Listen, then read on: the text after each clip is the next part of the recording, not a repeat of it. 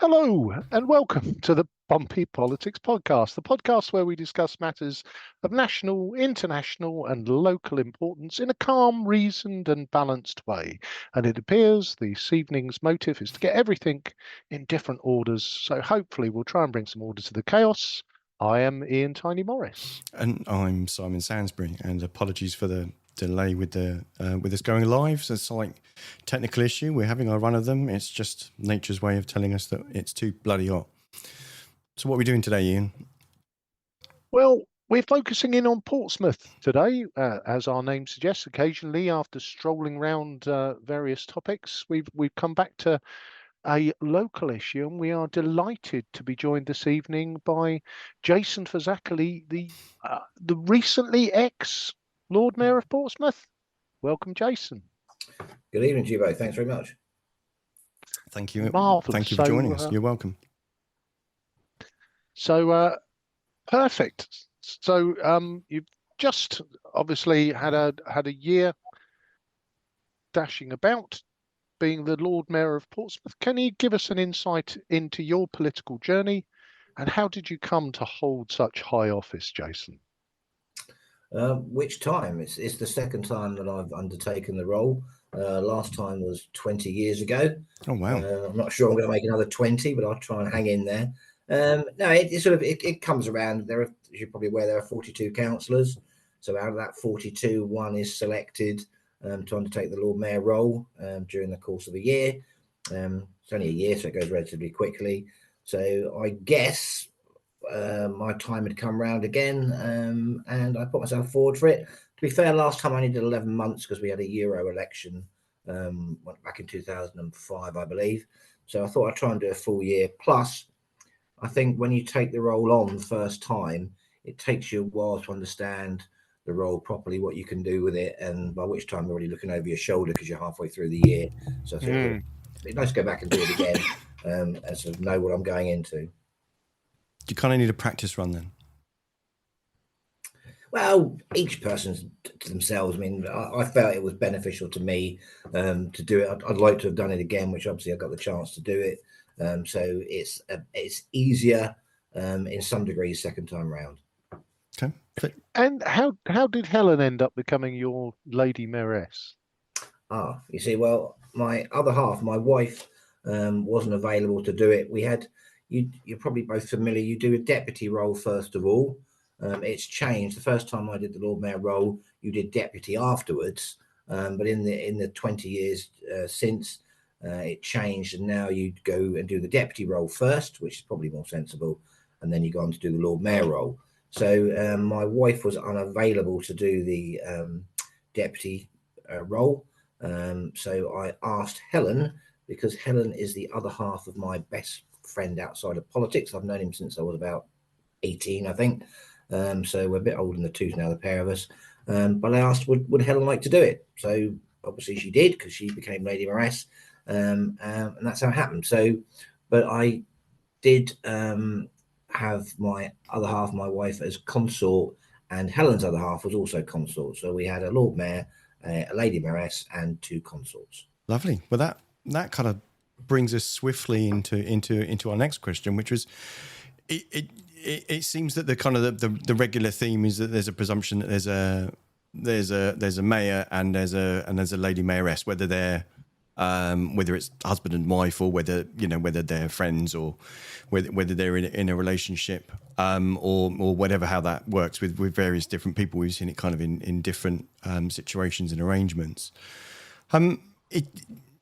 Is there any feeling that that's kind of outdated at all in a setup, or could you ever see that arrangement changing at all, do you think? Well, I think it was certainly traditional. In fact, probably it was impossible in the past for women actually to become councillors at one point. Certainly, I don't think we had any Lady Mayoresses until I think either the late 60s or 70s. I should know this, but it was very late in the day, so it was traditionally very much a male-filled role. The sort of images of crusty old councillors, before you went to the coffin, you went to the Lord Mayor's chair, probably had a certain degree of truth about it. But times have changed. I think when I first became a councillor 30 years ago, crikey, 30 years ago, we were still, you'd go into a council meeting, you'd have to wait for the Lord Mayor. If it's a hot day, for example, speaking of today, gentlemen, you can undo your top button. Nowadays, councils go in with jeans and trainers, so it has changed a lot in those 30 years. But now I think it's quite commonplace. We've had many female Lady Mayoresses over the years, many female Lord Mayors over the years. So we've had same-sex partnerships. So sort of time has caught up, and now I think there is no discretion. There's no hold back to who can do it and who they can share it with. And if you look at the current Lord Mayor, Gerald, I think he has 3 Lady Mayoresses now, I believe. Crikey, that's greedy. Well, I mean, yeah, I don't know how that quite evolved, but I mean, it's allowable to do it. I mean, sadly for Gerald, his husband died last year, so otherwise, I'm sure he would have been his sort of. If you have a lady Lord Mayor, then if it's their husband, they're normally called a consort. All right. Whereas obviously, if you're a male and you have a Lady Mayoress, she is called a Lady Mayoress. So it's a bit sort of dated in that way. But yeah, but anyone, it's open to anyone now. Okay. Perfect. Now, earlier this year, we covered that the election of the mayor and the deputy mayor was sort of tinged with political controversy. How did you see that episode? And should the mayoral role be apolitical, do you think? I don't think it was the mayoral that was political. It was the deputy. You're right. Yeah, sorry. No, well, even that, it wasn't the role that was political. I think it was a decision by a group, as they're entitled to do. They decided to make a decision. I think you've done this show already, but they took a decision that they didn't want to attend mayor making on stage. So they didn't. That's up to them as a group if they took that decision. Again, individual councillors can take that decision if they wish. It's very unusual for that ever to happen, and it's very unusual for whoever's been nominated as Lord Mayor then to be hoofed out on the stage. I think I've only seen that happen once. I've seen a couple of Lord Mayors lose in elections, so we have to put somebody else in place. But in general, if you're nominated, then when it comes to the endorsement, in effect, official decision on stage on mayor making itself, you rarely get any dispute to that, and you'll see that the groups stand up on block, and it tends to go through.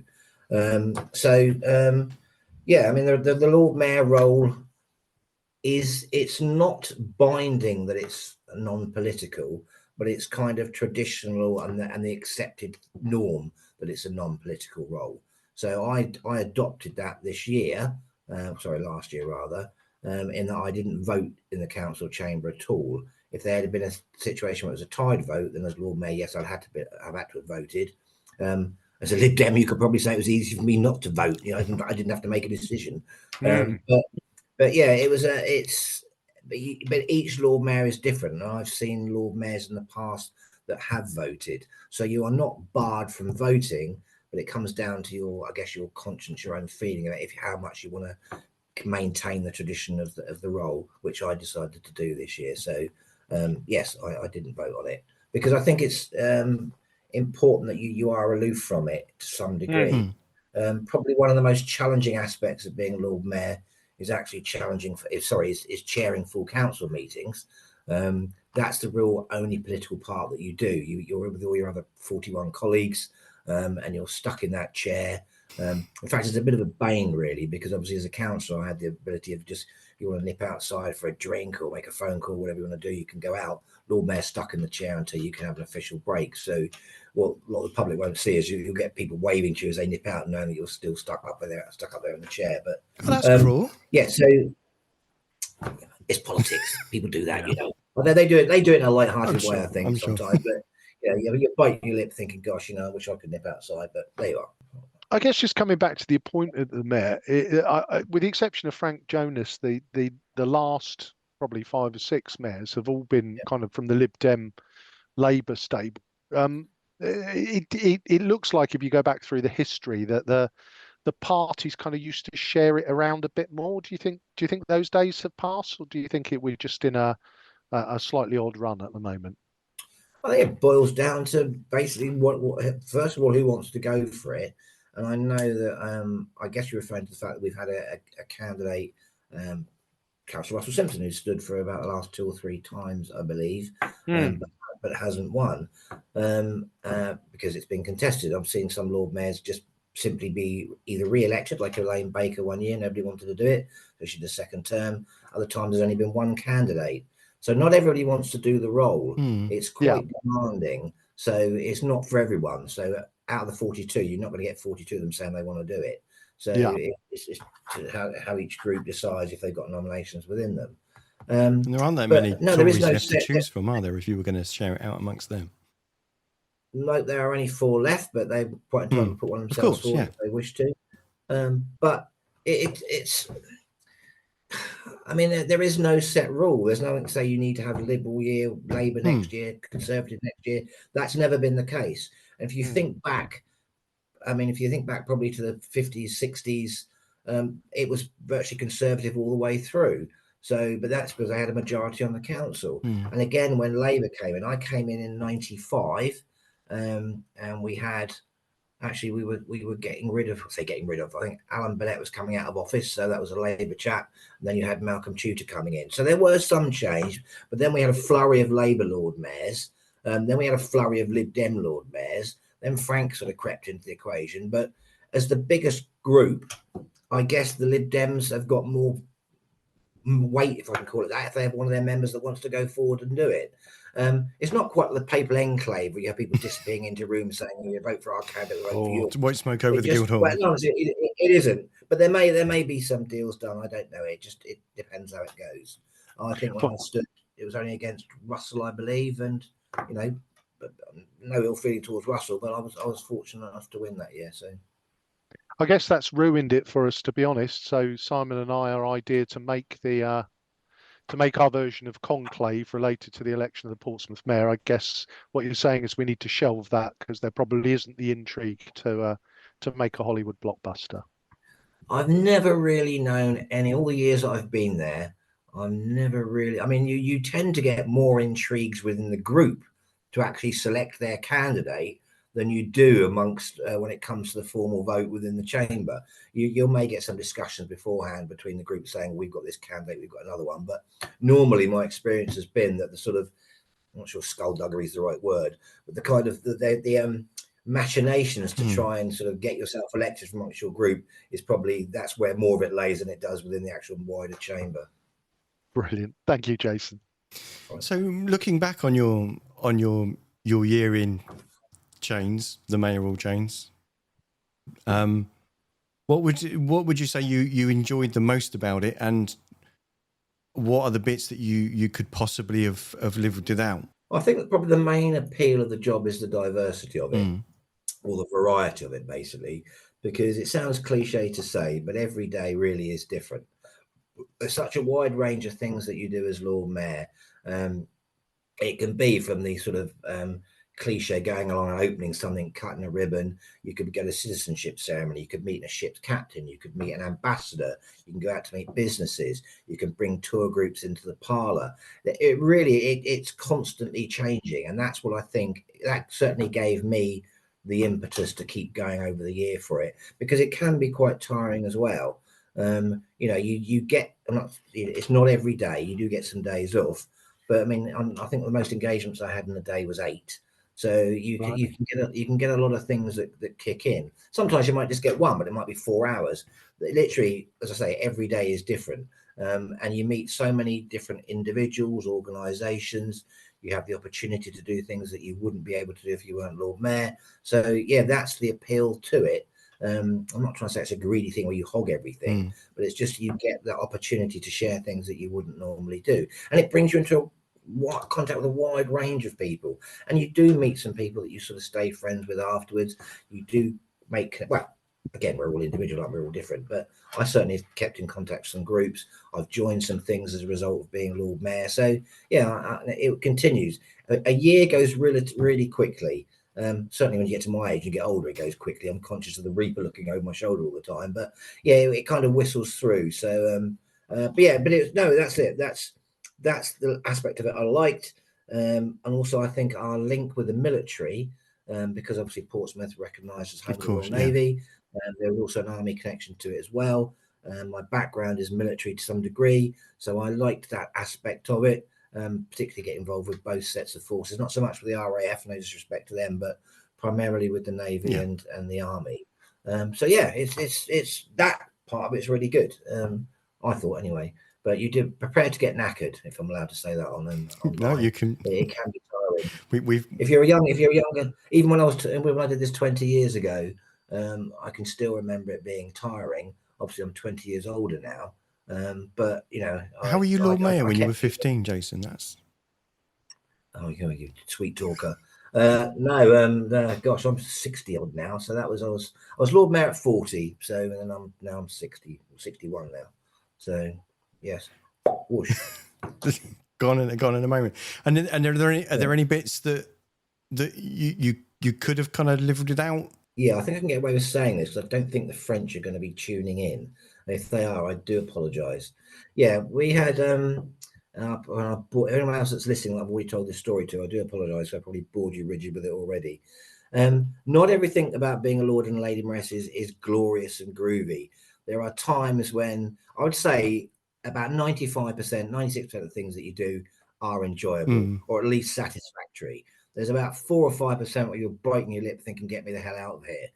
Okay. And I think one occasion that sticks in the mind is we did the D-Day event in Portsmouth last year, Helen and I, and we went across. In fact, Kev, our consort, came across with us as well. Immediately after D-Day 80 in Portsmouth, which was a marvellous event, we went across to France to Cannes in the evening. We were up at 5 a.m. on the D-Day in the UK here. We got no sleep at all until we arrived in France the next morning, which was 7 o'clock. So we'd been up for about 26 hours. The boat was packed full of veterans, bagpipe bands, discos and things, so no chance of sleep at all. We arrive in France and we'd had an itinerary given to us in advance. We arrive at the hotel and that's when it all kind of went to it went downhill, if I can call it that. They changed our itinerary, and we were going. In the event that Rishi Sunak went home early from and got so much criticism. Well, there was a British event in the morning that we were supposed to be going to at the British Cemetery. That was cancelled for us because the French, in their words, wanted to beat the rush to Omaha, where the main French commemoration was in the afternoon that we were also going to. So they cancelled us going to the British event. Kev, the consort, went on his own, and Helen and I went off to Omaha. So we got to the hotel. We had, as soon as we walked through the door, change of plan. You need to be ready in 35 minutes. So literally, you have to dash up, get changed, on with the chains and such like. They took us off to. I hope your listeners are tolerant here. This is a bit of a story. No, you go for it. Don't worry. No, go with it. So stick with me. Up for 26 hours. Get to the hotel. Literally rush off and change. They put us onto a minibus and took us to. If anyone here has been to Cannes, lovely city. On the outskirts, they have a huge transport hub. And in this massive, great transport hub where all their coaches and buses are, and the French security was a heck of a lot stricter than it was in the UK. Their roads were closed off. They had gendarmes all over the place. So we get to this transport hub for around about 9 o'clock. Bearing in mind the Omaha event was in the afternoon. So we then wait in this transport hub for 2 hours. Standing around, waiting, nothing happening, just milling around with just masses of people walking around us. It gets to about 10 past 11, and our sort of French hostess came over and said to us, we'll try and get you onto a coach now. We're thinking, beat the rush. We've been here 2 hours already. So they take us to another room where we stand next to more people. There's still no coach. Eventually, and bearing in mind it was a very hot day that day, I'm in a suit with chains, Helen's dressed up. They eventually put us onto a coach, I think somewhere around about 11:30. The coach then waits in the sun with no air conditioning on. We're melting through the window. The Lady Mayoress thought she was going to faint before it actually starts up. So you can imagine it's really uncomfortable. It then took about an hour to get from Cannes to Omaha Beach, where we were in a huge cavalcade of coaches going through. You still with me, guys? Here? Oh yeah. No, keep going. We're living it. We're living our it. eyes and ears are peeled. well, We're still here after the 26 hours, the melting on the bus, the hurry up and the wait. We're there. We're only part way there so far. So we arrive at Omaha Beach. Okay, they just gorge us from the coach. Lots of us, and there were about 20 coaches, I think, that were the. Oh, sorry, we're on a week off a minibus coach. That's right. So there's a huge, about 20 odd coaches with the gendarmes. Roads closed off, etc. When we got to Omaha Beach, imagine if you've not been to Cllr, imagine like South Sea seafront. So you're out there standing in the sun, and the venue's not open. It's not ready yet. Okay, so we are kept on the beach where they give us our rations for the day, which were a small bottle of water about the size of this here, one of those, and half a baguette. That was it. You couldn't buy any food anywhere. You couldn't buy any more water anywhere because there were no vendors. It was all closed off for security. So most people necked their drink in about 5 minutes, and we waited on the beach for about 45 minutes till they let us into the venue. So we all go into the venue and think at last. Sadly, when we get in, we find out it doesn't start for another 3 hours. So my God. we were stuck inside, not being able to get any more drink. There was none available, as in drink, as in water, not as in beer. And the seats, now I'm clearly not a thin fellow, okay, but I'm not that huge. The seats that they set for the venue were like child seats. They're about half the size of my backside, and they were stacked up. So they put us in. We were with some Americans and some Germans that were with the delegation from Cannes. Put us into the seats, and we sat there, and literally, and it's fortunate that the chat wasn't a big chat.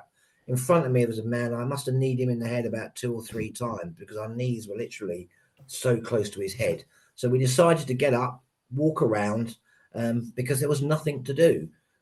We could go outside, but all you could do was go outside. You couldn't buy anything, and just literally stretch our legs rather than avoid getting a blood clot for 3 hours.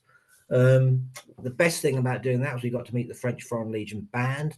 So we spoke to them for a while. Then it was back into the seats, and it eventually starts somewhere, well, around about, I think it was about 4:30, the screens came on. So there's a great big screen outside, inside this sort of venue they've made. We think at last it started. Nope. Onto the screen comes President Macron on a red carpet, where he then individually welcomed in 15 heads of state.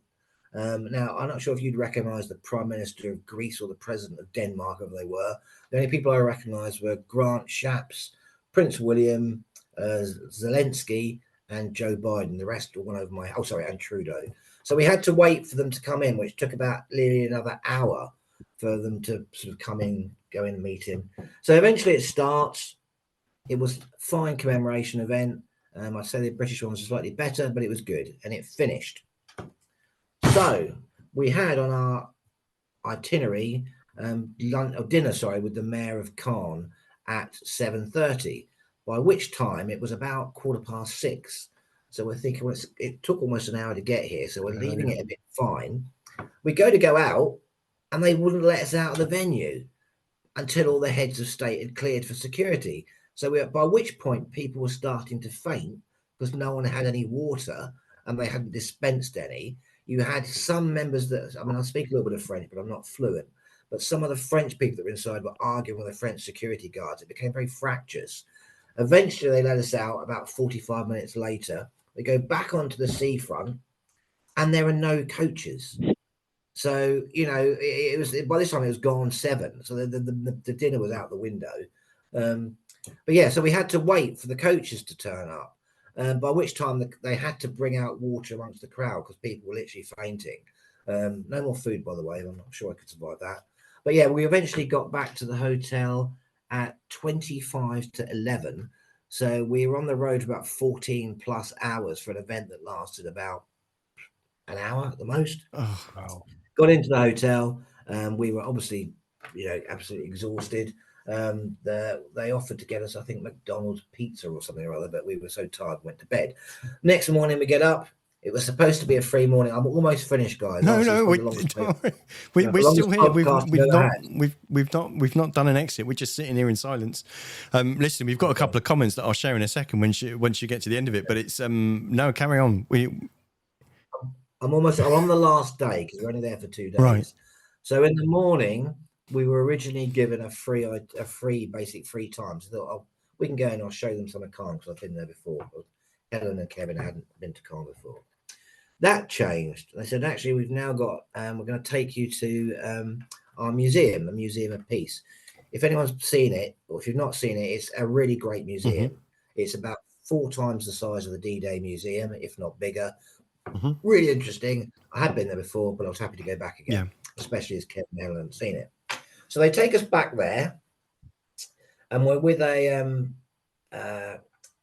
what's her name? We have a sort of chaperone with us, who's one of the French deputy mayors. They've got lots and lots of deputy mayors, and we should have realised really, but I think we were still sort of like not jet lagged, but we were still knackered from the day before. So we get to the museum, and they say that there's another lunch, the rearranged lunch with the Mayor of Cllr that never happened the night before is going to be at 12 o'clock in the museum in a room somewhere. Okay. Bearing in mind, we were going back to the ferry at 1:15, so that was going to be tight anyway. What we should have picked up I've never known a French lunch last less than an hour and a half, so I think you're in trouble at this point. Well, we're also in trouble, and we should have realised when they said the driver will be back to pick you up at 11:30. Oh. I think that went over our tired heads, because why would the driver be coming to pick us back to take us to a venue that we're already at? Anyway, we missed it. So at 11:30, we go outside the museum and we wait. 11:45, 12 o'clock, no one's turned up. So we go back inside the museum. We can't find the Mayor of Cllr. We can't find anybody. So we're standing in this lobby, which is very, very busy of people coming in because it's open to the public. 12:10, then the Germans turned up. This was the German delegates that were with us. And we're all just standing in the lobby till 12:30. When the French chaperone lady turns up and says, I'll take you to dinner now. I think we've only got half an hour. So she takes us into a room in the back of the museum. No sign of the Mayor of Cllr. It's full of Canadian military officers. And we're thinking, what's the link here? So they said, right, you're on, and there were about 15 large tables in this room, round tables. You're on table 10, she said. So Helen, me and Kevin go off to table 10. There's nobody else on it. There's very few people in the room apart from Canadian military officers. There's no explanation. And by which time it's now about 22, 1:15. So we're thinking we're going to make a diplomatic incident here. If they start the dinner and we walk out, well, they start the speeches, it's not particularly good on us. And plus you're supposed to do a gift exchange that we taken with us. So we go back. I'm almost finished, guys. I'm almost finished. So we go back to see the French chaperone and say, look, it's 1:45. It's your own itinerary. We've been picked up at 1:15 to go back to the ferry. We're never going to get a dinner at this time. In fact, there was no sign of any dinner anyway. So she said, well, let me take you to see General, whoever it was. I have no idea the guy was. Never seen him before. Probably never see him again. So they take us to see General, whoever he is. And he says, well, can you wait till the speeches start? I thought, well, no, absolutely no way. God knows when that is anyway. And secondly, it'd be even worse if you walk out during that. So in the end, we dumped our gifts on the floor, not rudely, but placed it on the floor and said, look, we're really sorry. We're going to have to go. So we walked out. And as we walked out, more Canadian military officers were coming in. What that was all about, I've no idea. So it was really disorganized. We didn't eat much food. We didn't get much sleep. And it was an experience. So you did ask me for one that's... Well, we didn't expect it to be the whole box set. I mean, bloody hell, that was... Did you get any food at any point? Did you at least get something to eat on the way back? We got... The food that we got was breakfast on the second morning. So, and that was it. Yeah, we got some food on the boat, I think. I mean, I'm not going to starve to death, clearly looking at me, but it was just the fact that we were so dehydrated on the main day itself. Well, so are you saying that the short answer of that is that Rishi Sunak had the right idea? I can't speak for him. I don't know what he got, but did he get foreknowledge of that? This is how badly catered quite literally it Well, I was. suspect Richie would have probably been looked after better than us, to be honest. Yeah. But I mean, I've got some sympathy for Calm because it was a national organised French event, but it just seemed so chaotic. And it was so, because of the tight security to it. But literally, to have people fainting in the crowd God. because there was no water for them, you couldn't buy anywhere. So that's the reason they obviously must have bought emergency supplies from somewhere. Yeah, But, I mean, one tiny little bottle of water to last a day in a really hot day. I mean, it's somewhat of an immersive experience, but while you pause for breath and get a bit of have a bit of lubrication there, let me just quickly share some of the comments that we've had. So we've had Raymond Dent saying that you're both fantastic. We've had Scott Pater Harris saying great work, Jason. Always been a big fan. And he also said. Probably can't read that off the screen, but he said it's also a very intensive role. So those in full-time employment aren't always suited for it. So sometimes the choice can be limited. But those who do it make exceptional sacrifices of their own personal nature. I think that's a fair point that's quite overlooked. Would you say, or is that your experience? Me, yes. It is. I mean, when I did the role the first time, I worked for the civil service, so it was slightly difficult. It was relatively straightforward to get time off. This is the time around that I've done it. I'm part-time, but I work part-time in retail. Of glorious Asda is my part-time employment, and again, I worked the role around it. So lots of time I went to work early. I 5:30, 6 o'clock, and then I'd finish at say 8 or 9 and get picked up for Lord Mayor things or in the afternoon, whatever. So I was able to sort of do my role around it. But it's horses for courses, and as Scott says there, I mean, it's not suitable for everyone because they may have childcare commitments, they may have a full-time job where their employer's not so lenient. That's why not everybody wants to do the role. Not everyone applies for it. No, perfect. So, Jason, much of the role appears quite performative in terms of sort of hosting dignitaries. Obviously, I'm sure you did it much better than the French did. What benefits do you think the mayoral role brings to the city of Portsmouth? Well, as you know, I mean, I think we may touch on this later. There is a difference because people sometimes get confused. The Lord Mayor role it's not a political role per se. So it's not like a Sadiq Khan role, an Andy Burnham role, whatever. There is no political power to it. It's actually bluff in a way. Nobody really knows what the Lord Mayor does. So one of the things I picked up doing it the first time round, I thought might be useful second time round, was if you pick the phone up and on the other end of the phone, someone says, "Hi, it's the Lord Mayor here." They tend to be sort of a bit more reciprocal. They react to you. So you sort of bluff your way sometimes. You really have no power. The power lies across the road in the civic offices, the leader of the council, the cabinet, and such like. So it's a ceremonial role, and I think there are 30 of us across the UK. We were the only Lord Mayor role in Hampshire until 3 years ago was in Portsmouth. Now Southampton have got it too. Closest before that were London and Plymouth. So, but people tend to like the role. Now, again, each Lord Mayor, it's up to them how they take the role on. If you saw me, I was waddling around in the robe quite a lot because people tend to, it stands out to them. It gives that sort of ceremonial aspect and that pomp aspect to it. And the amount of people that want to sort of have a selfie taken or have a photo taken, it's the chain really. Whoever's underneath it can obviously change each year as they do. And as soon as you're out of office as Lord Mayor, you're yesterday's chip paper. But when you're in office and you've got the chain, you've got the robes on, people tend to like it. You're not the politician that gets shouted at in the street that you would do if you weren't wearing the robe, for example, or the chain. The only time I was shouted at in the street was along Southsea seafront due to the way that the MOD organised the D-Day 80 commemoration to last year. We got some jip from some veterans for that, but it wasn't the council that organised that. That was the MOD. But yeah, it's people like having a Lord Mayor come along, whether it's an old chubby like me. There's something about them that they love to share it. If you see it, if you I guess having had the chance and the privilege to do the role, I've seen it twice. So it's got a cuddly feel about it. People smile when they see you. They like Lord Mayors being there. There's a certain amount of prestige to the role, and you happen to be the lucky person that feels that and gets that prestige for a year. You kind of like the political equivalent of Father Christmas then, just without the gifts. Or actually with the Kind gifts. of. No. It's funny you should mention that because I did. You have a Lord Mayor's Appeal you've probably heard of. Mhm. At Christmas, um, we went around the civic offices. Obviously, we're trying to sell raffle tickets for the Lord Mayor's Appeal, and someone said, "Well, you should just go in the robes because it looks Christmassy." But I got a Father Christmas costume. Okay, that, in fact, the chauffeur, Heather, the chauffeur, I think it was her father's costume. She lent it to me to wear for the day.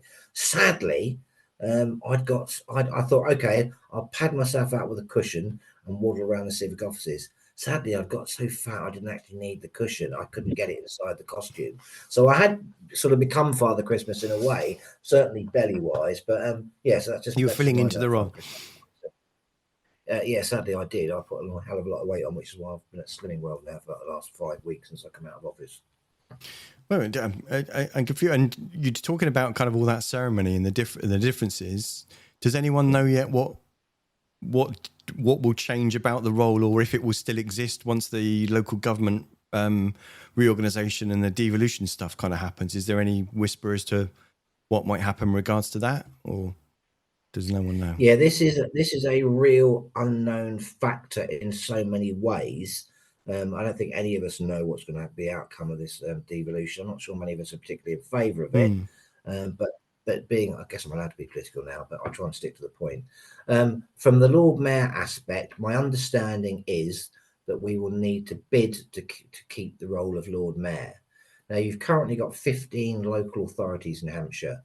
You've got the unitaries, the Isle of Wight, Portsmouth and Southampton. You have the county council. Everyone else underneath that, i.e. your Farehams, your Gosports, your Havants, your Eastleys, they're borough councils. Sorry if I'm teaching you to suck eggs here. No, it's fine. The Good. proposals which are not in place, there's talk about merging us with Gosport, Fareham, Yeah. and Havant and Portsmouth into some kind of super council. Now, I use the word super, not in super, how wonderful, but super as in super size. Yeah.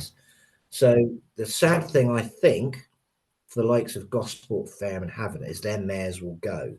Now, if I was living there, I wouldn't be particularly happy with that because they've had that role uniquely because they're geographical areas, they're local authorities at the moment, they're right. They'll lose their mayors. Now, I don't know how it stands though when we've had a Lord Mayor of Portsmouth, and that was given to us back in 1927 by the King at the time. How we would suddenly, if we're now merged together with 3 other geographical areas, how a Lord Mayor of Portsmouth would that then become a Lord Mayor of Fareham, Havant, and Gosport, or whatever the new authority is called? We don't know. There's no answer to that yet. I think we've asked lots of questions to central government, and very few replies have come back. But certainly, there you risk. If I'm not sure if risk is the right word, but if you're disgruntled of Fareham, or you're disgruntled of Gosport, or disgruntled of Havant, you could probably there's a chance they might try and create a town council to then get themselves a mayor back. So you'll be stripping away one level of bureaucracy and then bringing another one back into it. Yeah, it's such an we just don't know the answers to so many of these things. But I think that may happen. But of course, they're talking about we'd get an elected mayor as well. Yes, and I touched on that earlier. So you're Sadiq Khan. So I keep mentioning him all the time. That's most people know him. Or you're Andy Burnham. So it's a political mayor. But I don't know what happens to the leaders of the councils. I don't know. So you're going to have a Lord Mayor, presumably, an elected mayor, which is a political mayor, the leaders of the councils. I don't know. I think we've got until the 25th or the 26th of September to have all 15 local authorities have agreed a sort of mutual way forward. A ridiculously short amount of time. Something like this, of this scale, would take probably about 5 or 6 years to plan, and this government's rushing it through literally in a blink of that. I'm not sure if it's going to happen, but I don't agree with it. I'll come out with it. I don't agree with it. Other people can speak for themselves. I think we're happy as we are, but such is life. Yeah, it does seem has all the markings of trying to put a jigsaw together with your hands tied behind your back and a blindfold on, and not having had sight of the picture that you're trying to make. But no, thanks for that. Is it next one yours or mine, Ian? I've lost track. It's mine. It's mine. No, it's all. We've been all over the place today. It's like trying to put a jelly in a sock, but we will battle. We will battle on. So yeah, I guess. I mean, I don't know whether I'm feeling particularly creative today, Jason. You brought it out of me. I was thinking mayor wars there, where Portsmouth, Gosport, Fareham could put forward their own contender to battle to see Like in a wins the wrestling prize. match. Who knows, mate? Yeah, that kind of thing. I was thinking of the French, of doing a bit of bilingual pun and having a mayor. Indeed. So I guess having had your year second time round, Yep. I guess couple of questions just to finish is obviously what advice would you give to someone who's thinking about standing for Lord Mayor? And then the second part of my question is, do you fancy going around again? What advice would I give, first of all? Yeah. I'd say buy a new waistcoat, new shirts, and new jackets. I mean, again, I put on a heck of a lot of weight, as I keep mentioning. Then one of the things I should have said about the drawback of being a Lord Mayor, and it sounds perhaps ungrateful to say it, but literally there is too much food. You go to so many events, and people are normally quite generous and quite sort of nice towards you, but it gets to a stage where you don't want any more food. If you go to a buffet, you can kind of moderate that yourself. But a lot of the times you're taken to places and you're given dinners, and you can't sit down there and push the dinner away. So I'm not trying to give this as an excuse. Okay, I could have been a bit more health conscious, but the food, there's too much, food, drink, it just piles up on you. So if anyone out there that's struggling for food, I do apologize. I'm not trying to sound like horrible over this, but it's that's one of the drawbacks of the role. You get stuffed. Be prepared for not much time off. Be prepared to get tired. As I said earlier, I'm no spring chicken anymore. But even 20 years ago, it's quite grueling. As in, no one wants to see a grumpy Lord Mayor. So you've got to put the smile on. You've got to be nice. Sometimes you'll go to somewhere where you know very little about it. So you try to do a little bit of research somewhere, show an interest in what they're doing. And speeches, the Lord Mayor's office will write speeches for you if you want. But I found, no disrespect to the girls in the office because they do a good job, but sometimes you've got to gauge when you're there and sort of sometimes put a bit more oomph into a speech or make it a bit more humorous or a bit more, so you kind of adapt to it. So You've be got to on your improvise, feet for that.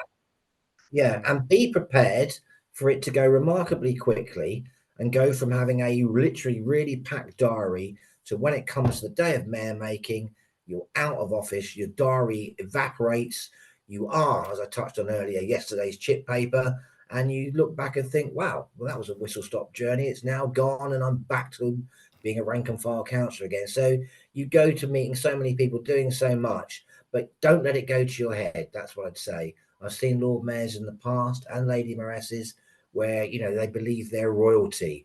You're filling the chain for a year. You're giving it to someone else to do. There've been plenty of Lord Mayors before you.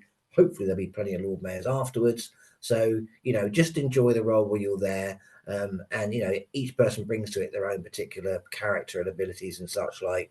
But don't get too attached to it because literally, you're going to be gone and you're going to have to adjust to that quickly. So. It's literally always snap overnight. So, and you get about halfway through the year and you become quite conscious of that because you get to detect a feel, they're looking over your shoulder. As an analogy, I should say it's a conveyor belt of Lord Mayors because literally you're zooming through, the office staff stay there, but they see one after another. And literally get to around about November time, you're halfway through your year and you're already conscious they're getting ready for the next one. So you do sort of feel like they're coming in, they're meeting the new one. You think, oh, I'm out there already. So don't get too attached to it. So am I right, Jason, that you didn't practice your regal wave from the back of the mayoral car at all? You kept that in check, did you? I believe I did. Yes, I had a couple of things shouted at us from the back of the car. I tried to push the mayoral car once, but it got stuck in the mud in Southsea Common. I mentioned that at mayor making, with the Lady Mayoress and the chauffeur still inside it. I was in my robes trying to push it, which obviously didn't work. But yeah, you get people trying to photograph you as they go past, or they sort of wave at you and such like. So, unfortunately, our flag's broken on the front. You can't put the little flag on like an ambassador's car would do. So, some of the other mayors have got the little flags. That Pompey's one's, I'm afraid, a bit of a letdown. It's wilted, so to speak. No worries. And would you give it a go again? Gosh, well, I said if it follows the same pattern, I'm not sure I'm going to still be here in 20 years' time. Would I do it again? Probably for a hat trick, for a third time. You don't want to get too greedy because Yeah. it's nice to let other people share it. One of the things I think a dilemma about the role is whether there's probably some justification to make it a 2-year term, because you start to make connections and links with people, particularly with business community, with military, wherever, and then in a year it's gone. They've got to adjust to somebody else. But at the same time, if you did have a 2-year term, it's really tiring for 2 years. Plus, you're kind of hogging it, you're not giving someone else a chance to do it. So there's pros and cons to it. But as it's a year at a time. Would I do it for one more time? Yeah, just to say I've done a hat trick. But I'm not burning to do it again. But if the opportunity come up, I wouldn't say no. But I'm not sure I'll be able to do it at the age of 80 odd. So I think it was Fred Charlton, I think, was our oldest Lord Mayor, if I recall, in living memory anyway. And I think Fred was about 80-ish. But yeah, anyway, well, let's see what happens. Shall we see what happens? I've got to win an election next year to stay on, so we'll see what happens. Well, and indeed, as you know, Jason, we keep a very close eye on the political landscape, and obviously next year is 26, 27, 28 local government reorganisation means we're not planning too far ahead in terms of what happens next. I don't think the government are really, no, but well, no. To be fair, right, it's we'll just all run around chaotically and see what screaming. happens. So. Exactly. No, well, thank you ever so much for your time, Jason. It's been much appreciated, and yeah, we went on that journey with you through the kind of the sweltering heat of Cannes. So yeah, hopefully some good memory. The Star Trek fans amongst you will be understanding what I'm saying there. Stop it, you geek. Sorry. Oh, dear God. Right, so on that bombshell, you've been listening to the Pompey Politics podcast. I've been Ian Tiny Morris. And our guest this evening has been former Lord Mayor of Portsmouth, Cllr Jason Fazackarley. Thank you, Jason. Thank you very much. And thank you guys for the invite as always. And at least someone talks to me. I don't get many people talking to me these days. So thank you for bringing me on. Well, it almost takes me back a month or so ago. Bless you.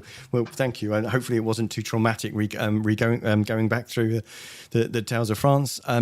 I've been Simon Sansbury. Do join us next week at 6:27 when we'll be talking all matters environmental, when we've got some local environmental campaigners come to talk to us about the quality of Portsmouth air or the lack of it. But if you want to make sure that you hear what's going on with the Pompey Politics podcast, please do remember to give us a like, follow, subscribe, comment, or sign up to our newsletter.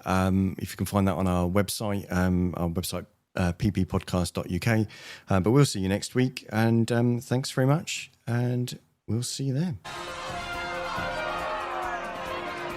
Don't forget to like, follow and comment on Facebook, or comment and subscribe on YouTube. Find us on all the social media platforms: Facebook, X, YouTube, Threads, LinkedIn.